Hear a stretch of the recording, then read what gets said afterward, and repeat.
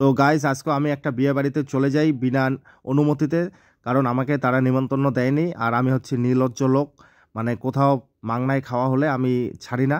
তো চলে গেলাম ওখানে মাংনায় খেতে। দেখো আমাকে দিল সাদা ভাত, স্যালাড এবং গরম গরম বেগুনি। ওহো রে, বলতে বলতেই চলে এলো মুগ ডাল। আর মুগের ডালটা কি বলবো, অসাধারণ হয়েছিল গাইস। এবার চলে আসলো ট্যাংরা মাছের চচ্চড়ি। ও হো, জমিয়ে খেলাম। তারপর চলে এলো মুড়িঘণ্ট। আর মুড়িঘণ্ট আমি একটুখানি নিলাম, তার কারণ আমি মুড়িঘণ্ট বেশি পছন্দ করি না। বলতে বলতে চলে এলো কাতলা মাছ। আমি একটা পেটি পিস নিলাম, তার কারণ আমাকে খেতে হবে মটন। আর বলতে বলতেই চলে এলো মটন। ও হো রে বাবা, দেখো চর্বিগুলো একবার দেখো। আজকে মাংনায় পাইছি, যা খাবো না মানে কি বলবো। দেখো আরও চর্বিগুলো চেয়ে নিলাম, আমাকে আরও কিছু চর্বি দিল। এখানে প্রায় 250-300 গ্রাম মটন রয়েছে, আরও নিব। এই যে নীলজ্জের মতো খাচ্ছি, দেখো বিনা নিমন্ত্রণে গেছি। মানে কি বলবো, আমার কোনো লজ্জা শরম নাই।